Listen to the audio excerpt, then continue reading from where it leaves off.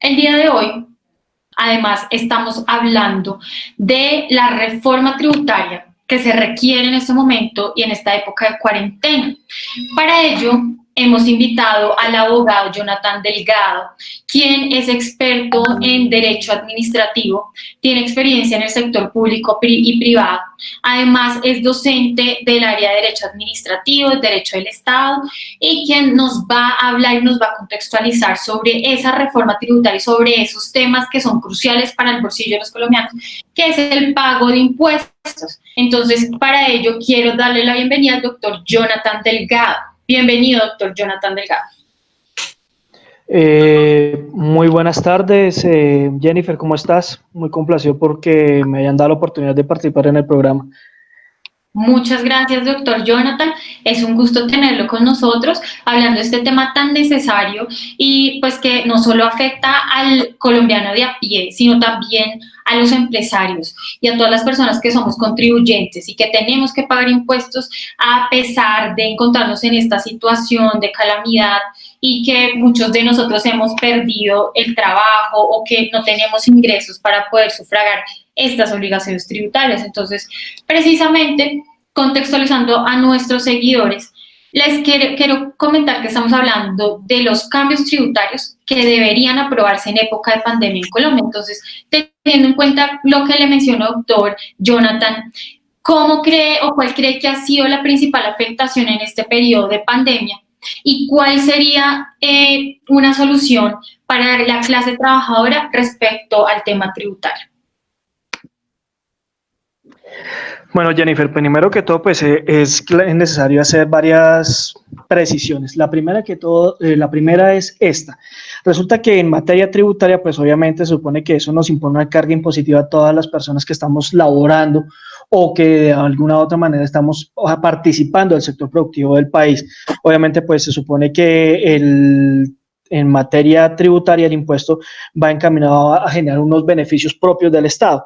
Sin embargo, también esto propende por el bien común y el bienestar de la sociedad. Pero ¿qué es lo que sucede? La única forma de poder generar y garantizar el desarrollo del Estado en este momento de época de pandemia implica una serie de situaciones que están golpeando de manera directa el sector productivo del país. ¿Sí? Es decir, esto no es un tema aislado, esto no se puede manejar solamente como un asunto de derecho tributario, ¿sí? Y no se puede manejar solamente como un asunto de derecho laboral. Esto obedece a un asunto que en palabras de Carl Schmitt vendría siendo como la excepción realmente a la regla. El impuesto se puede pagar en la medida en que nosotros nos encontramos en una situación de normalidad en el país, pero evidentemente en este caso lo que salta a la vista es que la pandemia, el tema del coronavirus ha impactado de un modo grave las finanzas no solamente nacionales, sino internacionales. Y asimismo, a su vez, también ha impactado el bolsillo y la economía doméstica de cada colombiano. En este caso, es menester de mencionar que prácticamente en este momento el colombiano de a pie, y no solamente el colombiano de a pie, sino los grandes empresarios y los trabajadores se están enfrentando a dos situaciones. O por un lado, o me quedo en casa, ¿sí? Y evito la pandemia, o me muero de hambre si salgo o si no salgo a trabajar. Y eso se está viendo casi que de presente, a diario. Es decir, si nosotros miramos al día de hoy, prácticamente una de las crisis que tiene el empresariado colombiano es pagar la prima de mitad de año, ¿sí? Y fuera de eso, a eso hay que sumarle el pago de los impuestos, tanto de prediales como de RTI, de RTI, etcétera. Y eso está generando un golpe mortal para el sector productivo del país. Entonces, hace poco se estaba planteando cuáles podrían ser eventualmente los alivios tributarios que se podrían generar en materia de impuestos. Y lo cierto es que no puede haber alivio tributario en este momento. En este momento hay que generar políticas de choque que realmente permitan que el sector productivo subsista y que logre trascender esta pandemia. Entonces, pues sale a relucir varios escenarios. Por ejemplo, ¿qué vamos a hacer con el tema en materia laboral? ¿De acuerdo? Y entonces uno dice, bueno, en materia laboral, pues se supone que los trabajadores tienen unos derechos que son mínimos, vitales y móviles, y entre esos, pues sus primas, su salario mínimo, pero encontramos que el derecho, la norma que estaba pensada para una situación normal es insuficiente, es ineficaz, no alcanza a cumplir realmente el proyecto social al que se tenía previsto porque se excedió la fuerza. Entonces, todos los esfuerzos económicos que estaban en una parte del Estado tienen que ser trasladados a otros escenarios mucho más complejos, como es el caso de la salud. Entonces, eso nos está llevando precisamente a replantear el tema del pago de los impuestos en su totalidad. Es decir, en este momento, si el gobierno quiere subsistir, está obligado, casi que obligado, a condonar las deudas de los impuestos en su generalidad para poder afrontar y salvaguardar el sector productivo y el bolsillo de las familias colombianas. Es decir, el problema, si bien se puede ver desde una óptica macroeconómica, el problema para solucionarlo tiene que darse desde lo microeconómico, es decir, hay que garantizarle la mínima subsistencia a los hogares colombianos y a las empresas para que puedan salir adelante y después sí poder aportar al sistema tributario en general. Jonathan, precisamente de lo que nos acabas de explicar y del impacto que acabas de mencionar que está teniendo toda esta crisis, todo este tema de la pandemia en la economía del país y del mundo, que hablabas un poquito acerca de esto, pero te pregunto, ¿crees que la Secretaría de Hacienda y la Dirección Distrital de Impuestos deba ampliar la prórroga del impuesto predial más allá de julio, pues dado el tema del confinamiento, que el confinamiento se ha extendido?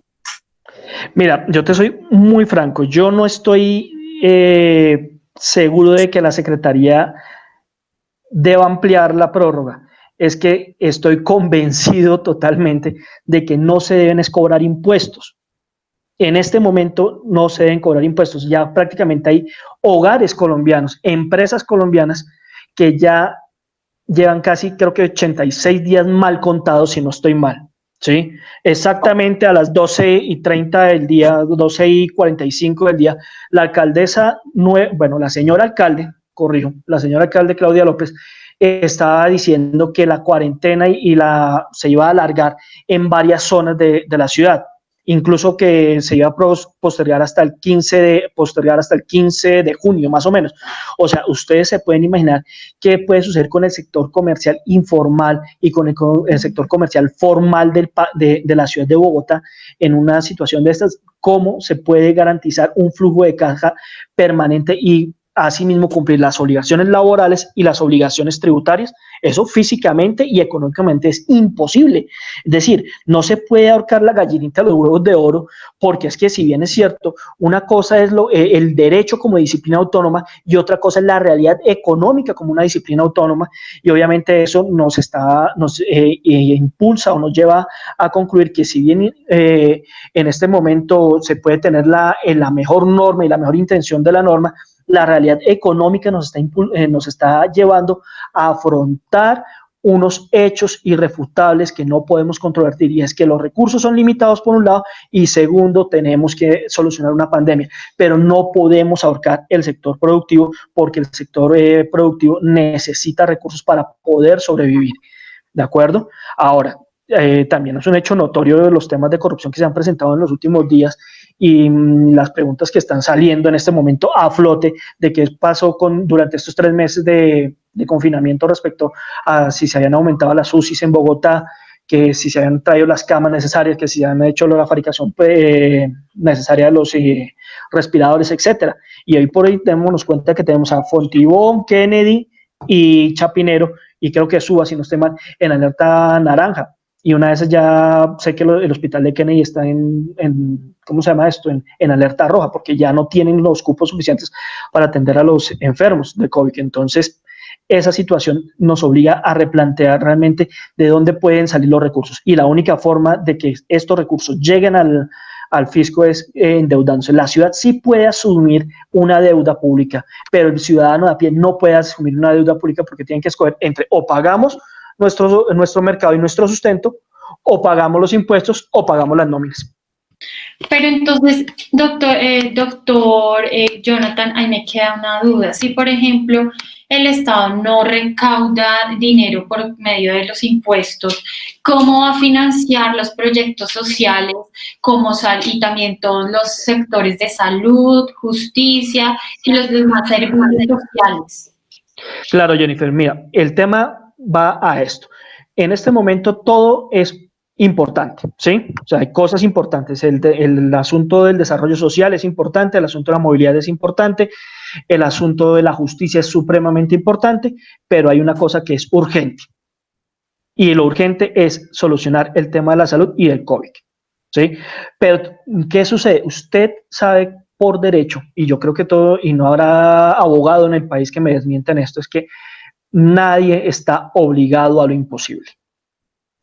Nadie está obligado a lo imposible. Entonces, usted a un empresario no le puede exigir que pague las primas de junio, si ya 80 días sin recibir dinero, y sigue por el contrario pagando impuestos o pagando nóminas para salvaguardar la empresa y servicios públicos. No lo puede hacer, porque es que eso implicaría generar en una causal en derecho de liquidación de la empresa, como están varias empresas. Hay empresas también que tienen una rotación de maquinaria o de insumos o de materia prima que al día de hoy está vencida, es decir, ya no se puede utilizar. Es otra causal para poder llevar o proyectar la solicitud de una liquidación de la empresa.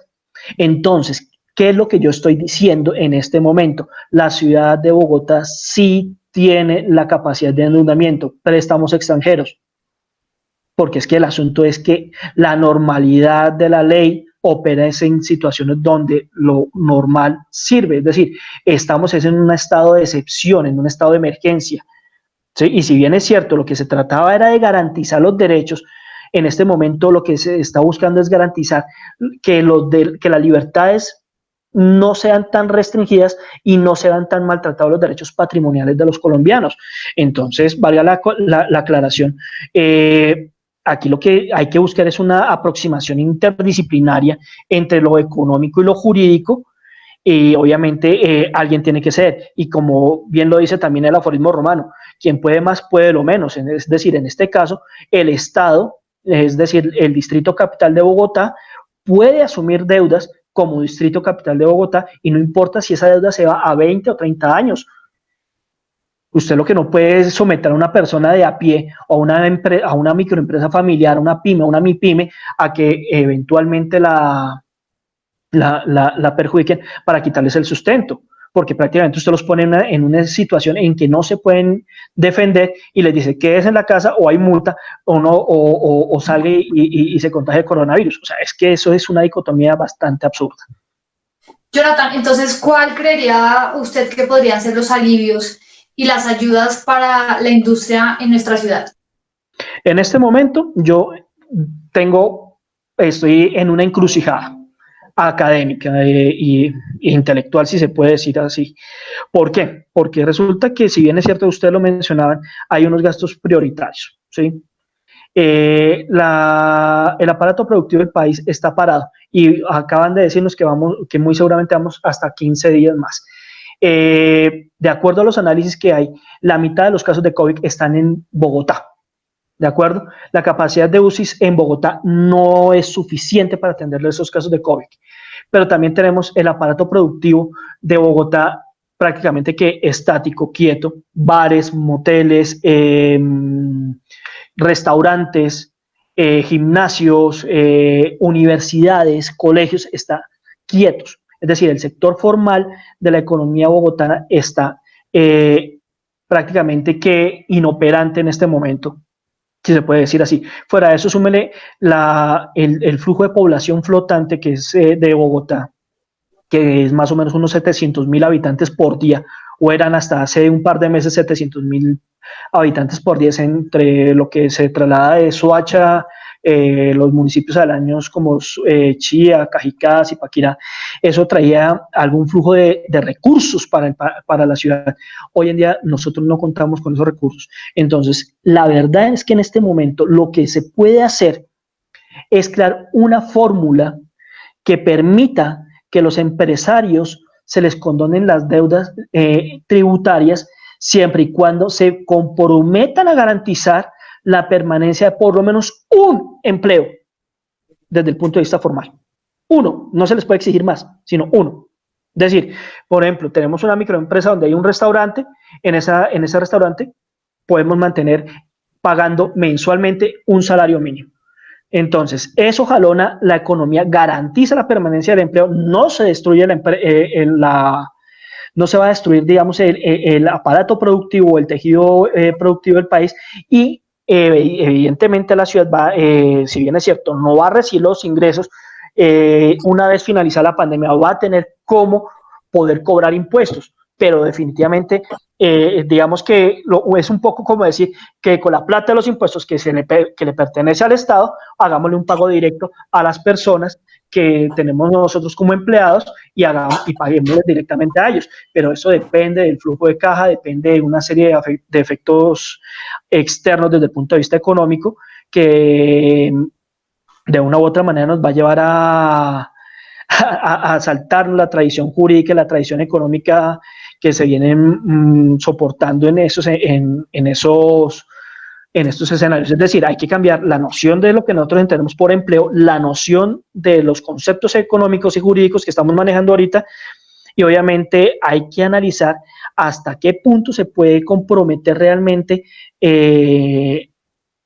o sacrificar digamos que en este momento la economía del distrito.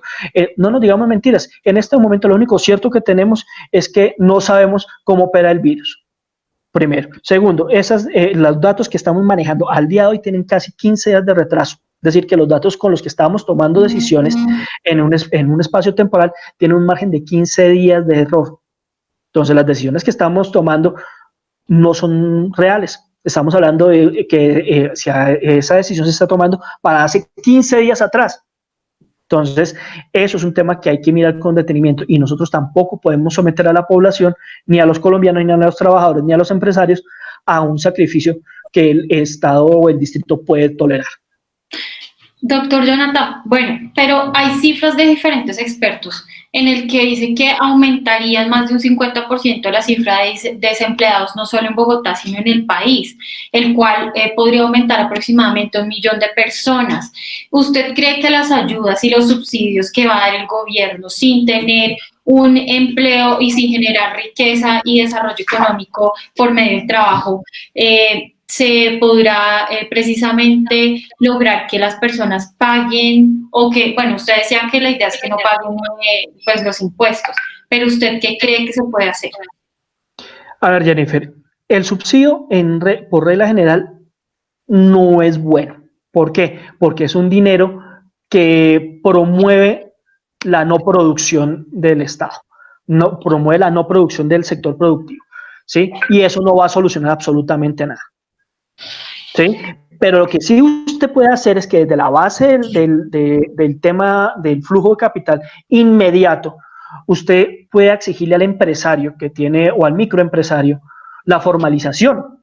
Es decir, yo tenía una empleada colombiana o una mesera teniendo mi restaurante, pero no le pagaba el mínimo. Ahorita, si me quitan los impuestos, pues yo me comprometo primero a afiliarla al seguro, a la seguridad social y a pagarle el mínimo. Y esa familia tendrá el mínimo vital y móvil que tanto estaba buscando el gobierno. Es decir, hay que replantear las normas de modo pues que la excepción nos permita generar algo de legalidad y algo de garantía. Es cierto, o sea, en este momento el subsidio puede colaborar para sobreaguar las necesidades básicas, pero no es la solución real, no es la solución inmediata, porque es que el Estado no tiene tanto dinero tampoco para sostener eso, pero lo que sí puede hacer es trasladar ciertos gastos a personas que sí tienen cómo producirlos. Entonces, eso es un poco la invitación a la que estamos haciendo en este momento, porque no podemos estrangular al sector productivo, porque del sector productivo salen los impuestos con los que se pagan y se mantiene el distrito capital y en general el Estado. Y también salen los sueldos con los que se pretende mantener el sueldo de los trabajadores, que en su mínimo vital y móvil. En ese orden de ideas, nosotros no podemos estrangular el sector productivo. Hay que asegurar que el sector productivo subsista a cualquier costo.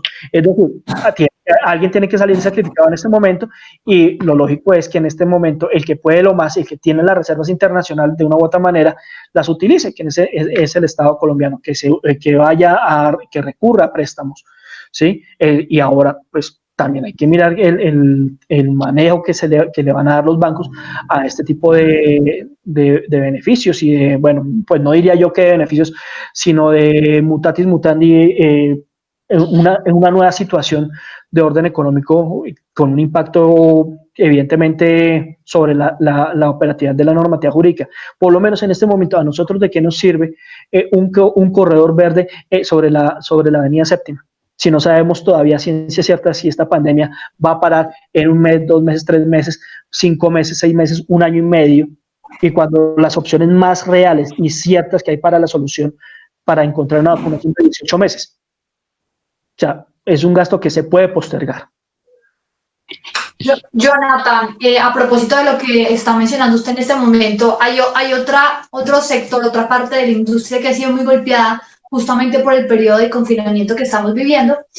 ¿Cuál cree usted que ha sido la afectación fiscal del distrito por el cierre obligatorio de centros comerciales, bares, restaurantes, hoteles, moteles, cines y cafeterías por el cese del recaudo de industria y comercio, tableros y avisos IVA e impuesto al consumo? Muy alto, eso definitivamente es muy alto y lo vuelvo y te digo, en este momento, pues, en materia tributaria siempre se trabajan sobre bases y proyectos o proyecciones económicas. Y al día de hoy, pretender determinar cuál ha sido el impacto económico en estos sectores es difícil. Uno de los sectores más golpeados, por ejemplo, ha sido el de la construcción, que trataron de reactivarlo hace poco, sin mucho éxito. Otro sector que ha sido muy golpeado ha sido el de la hotelería y turismo, y obviamente se incluyen los moteles, hasta tal punto que ellos dicen que la única forma en que puedan regenerar en un momento dado un ingreso que sea propio del objeto social de su actividad económica es hasta dentro de 18 o 24 meses. Y eso es mucho tiempo. Eso, o sea, a mí me van a perdonar, pero el que diga que esto se va a solucionar de la noche a la mañana y no entienda la dinámica económica y el impacto que se va a generar está totalmente desfasado. O sea, el Estado tiene que endeudarse y el Estado tiene que asumir unos criterios que intervengan e impacten radicalmente, digamos que la economía, para poder no encauzarla, sino aminorar los efectos de la economía. Jennifer muy bien lo señalaba, que es aproximadamente 1 millón de empleos los que se van a perder. De hecho, hace 15 días hubo un estudio que sacó el doctor Rafael Nieto Loaiza y más o menos calculaba que no era 1 millón de empleos, estaba hablando de 1.400.000 empleos. Es decir, 1.400.000 familias sin trabajo, sin posibilidad de crecimiento. A eso súmele el tema de la deserción universitaria, que va a ser supremamente alto, porque las universidades no van a tener cómo soportar, o mejor dicho, los estudiantes no van a tener cómo pagar matrículas tan altas cuando están en modalidad, por ejemplo, remota. ¿Sí? Y a eso súmele la población que vive de empleos indirectos en todos estos sectores. Es decir, el impacto económico al día de hoy es fatal, o sea, es terrible. El peor de los escenarios es la apocalipsis. De hecho, por eso es que es tan importante encauzar y salvaguardar el sector productivo. En este momento, la única forma de asegurar que el país vuelva a recuperar algo de su productividad es asegurando el sector productivo, asegurando una cadena de producción permanente. Pues muchos dicen, me parece odiosa la palabra reinventarse, pero es una opción para poder lograr sobreaguar. Pero el alivio, como en palabras de Jennifer, que podría utilizar el distrito en este momento es suspender, no suspender, condonar. Ojo, voy a cambiar la palabra, no es suspender, no es aplazar, es condonar los pagos de impuestos durante este año. Incluso si se pretende un poco garantir el recaudo para que haya algo de flujo de caja al sector público, en este caso el distrito y por ende en la nación, Se puede decir que se pueden condonar los impuestos que no se han pagado siempre y cuando usted cancele el 20 o el 30 o el 50% de estos impuestos, del valor de los impuestos. Con eso usted asegura algo de flujo de caja para el distrito o para la nación y se le da un alivio de orden tributario a las personas, pero esto no son pañitos de aguas tibias, no es decir, vamos a sacar hoy una medida para asumir el Estado el 50% del pago de la prima de junio, o vamos a sacar y les vamos a dar 3 días sin IVA de un impuesto de valor agregado, a sabiendas de que este impuesto se inició siendo temporal y se volvió permanente hace 20 años. Es decir, eso no funciona así. Y yo estoy totalmente seguro que el presidente Duque es consciente de esa realidad económica. Es decir, el asunto es tomar la medida en el momento concreto y saberla tomar, porque no podemos seguir asusando con falsas expectativas cuando la gente se está muriendo de hambre en las casas. Entonces, des en cuenta nomás los datos que pasaron o que nos reportaron entre el domingo, sí, entre el día domingo y el de hoy. ¿A cuánto ascendió los contagios del COVID? ¿Cuántos muertos hay? Y la misma alcaldesa está en una situación muy, muy difícil porque no sabe qué hacer con su red hospitalaria en Bogotá, porque no llegaron las camas, no llegaron los respiradores. Entonces, son situaciones que obligan a tomar medidas para salvaguardar un poco el cumplimiento de la norma, porque la norma puede ser muy linda escrita, pero si no es eficaz, no sirve de nada. Doctor Jonathan, muy buenas tardes, con Estefanía. Doctor Jonathan, quería hacerte una pregunta. Tú hablas, por ejemplo, de que un alivio económico en ese momento para las empresas podría ser el tema de condonar el pago de impuestos, pero eso sería un alivio en este momento, pero ¿no cree que más adelante podría ser perjudicial porque quien se endeudaría sería el Estado y precisamente más adelante para pagar esa deuda crearían más impuestos? Estefanía, es que si no se hace eso en este momento, estamos condenando a la muerte al sector productivo del país, por un lado. ¿Por qué? Porque es que uno no puede pedirle a nadie lo que no tiene, nadie da lo que no tiene. Entonces, se está presentando prácticamente, y vamos a hablar con ejemplos claros, el caso de Kennedy. La localidad de Kennedy se sabe que es una localidad donde hay estratos 1, 2 y 3, y son personas que en su gran mayoría tienen que vivir del día a día, ¿sí? Es decir, esas personas tienen que salir y conseguir su diario, tienen su casa, no será con muchos lujos, pero tienen su casa, y por eso tienen que pagar un impuesto, ¿de acuerdo? Pero si usted le dice a una persona de esas que vive del día a día que tiene que pagar el predial y que fuera de eso tiene que pagar un salario, y fuera de eso tiene que cumplir con los servicios públicos, y fuera de eso tiene que cumplir con las obligaciones de su casa, de su manutención y de la de su familia, ¿ustedes creen a ciencia cierta que esa persona va a preferir ir a pagar impuestos o va a preferir ir a pagar, qué sé yo, el IVA o pagarle el sueldo a una persona que no tiene nada que ver con su círculo familiar? Es que el tema es de sobrevivencia, estamos viendo, lo vemos a diario. Miren nomás el caso de España, miren el caso de Italia. Personas que antes subsistían en una situación un poco más o menos digna y hoy están haciendo fila para pedir subsidios de alimentación, ni siquiera para trabajar, sino de alimentación.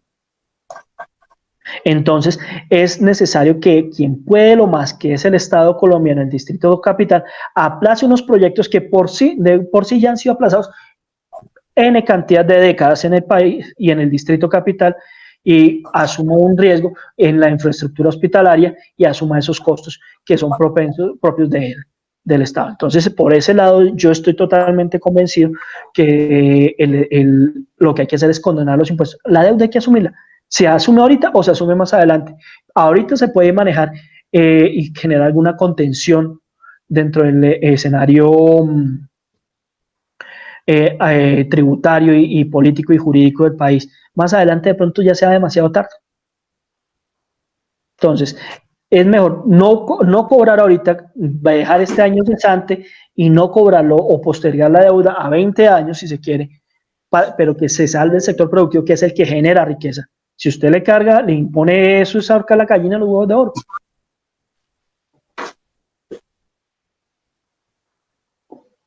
Bueno, y para terminar, nosotros hemos visto en los últimos días que se ha hablado y se ha debatido mucho sobre las fotomultas que ya están ahorita habilitadas. ¿Usted cree que ese cobro por vía judicial debería ser declarado ilegal? Mira, Jennifer, realmente el tema de las fotomultas y digamos que esas decisiones administrativas me parecen desafortunados por parte de la administración, porque hay que ser muy claros en esto. La administración puede pedir, el asunto es que las personas puedan pagar. Entonces, por vía judicial, si se dieron con origen de un acto administrativo o un decreto, se deben demandar y muy seguramente van a caer, porque es que realmente no hay certeza del procedimiento ni de la estructura orgánica de la norma como tal. Entonces, pues la verdad yo creo que eso fue una decisión desafortunada de la administración. O sea, a mi modo de ver, creo que es prácticamente que inservible ese asunto, de hecho, porque realmente no tiene asidero jurídico esa motivación con la que se expidieron eso, digamos, se autorizaron el cobro de esas multas. Doctor Jonathan, muchas gracias por haber participado en nuestro espacio en la sección de El Invitado del Día y lo invitamos a volver a nuestro programa y para seguir hablando de estos temas tan interesantes y pues le agradecemos por su tiempo. No, bueno, a ti, Jennifer, muchas gracias.